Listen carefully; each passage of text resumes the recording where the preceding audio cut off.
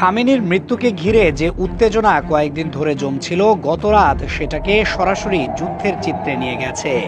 ইসরায়েলের ভেতরে একের পর এক সতর্কতা সাইরেন, শহর জুড়ে দৌড়ে আশ্রয় কেন্দ্রে নামা, আকাশে প্রতিরক্ষা ক্ষেপণাস্ত্রের ঝলকানি এবং বিস্ফোরণের শব্দ মিলিয়ে তেল আবিব, হাইফা, জেরুজালেমের রাতটা ছিল টানটান। ইসরায়েলি গণমাধ্যমগুলো জানিয়েছে ইরান একাধিক দফায় ক্ষেপণাস্ত্র নিক্ষেপ করেছে এবং প্রতিটি দফার পর আবারও নতুন সতর্কতা জারি করতে হয়েছে। রাতের এই ধারাবাহিক চাপ ইসরায়েলের সাধারণ মানুষের মাথায় একটাই বার্তা ঢুকিয়ে দিচ্ছে, এখন আর স্বাভাবিক রাত বলতে কিছু নেই। রাত মানে প্রস্তুতি, আতঙ্ক আর পরের দফার অপেক্ষা। ইসরায়েলি নিরাপত্তা সূত্রের বক্তব্য অনুযায়ী আকাশ প্রতিরক্ষা ব্যবস্থা পুরোপুরি সক্রিয় ছিল এবং বড় একটি অংশ আকাশেই প্রতিহত করা হয়েছে।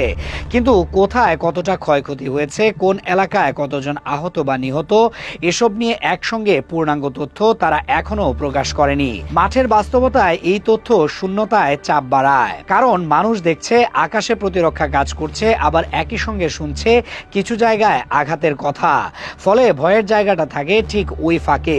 সব ঠেকানো যাচ্ছে কিনা এই নিশ্চয়তা না থাকলে শহরের ভেতরে প্রত্যেকটা সাইরেনই জীবনের সবচেয়ে বড় সিদ্ধান্ত হয়ে দাঁড়ায়। এই উত্তেজনার মাঝে ইরানের বিপ্লবী গার্ড বাহিনীর একটি দাবিকে ঘিরে নতুন বিতর্ক তৈরি হয়েছে।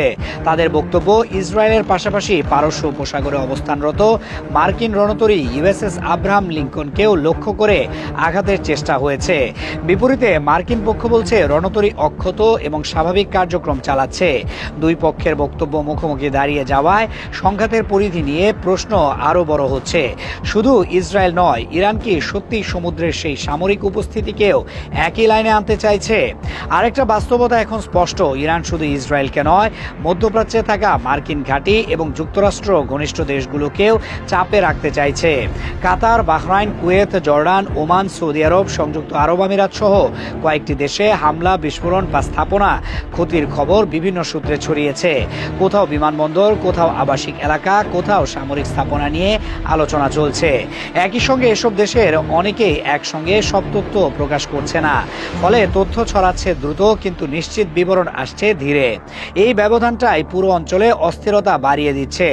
এর মধ্যে ইসরায়েলি হামলায় ইরানের একটি সামরিক স্থাপনায় বড় ক্ষতির দাবি নিয়েও আলোচনা চলছে।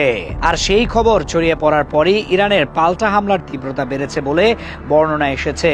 তেহরানের ভেতরে প্রতিশোধের ভাষা আরও শক্ত হয়েছে।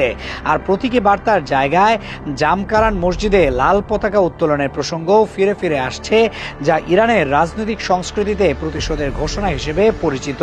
পুরো পরিস্থিতি এখন এমন জায়গায় যেখানে প্রতিটি রাত শুধু হামলার রাত না, প্রতিটি রাত নতুন করে পরের দিনের সমীকরণ বদলে দেওয়ার রাত।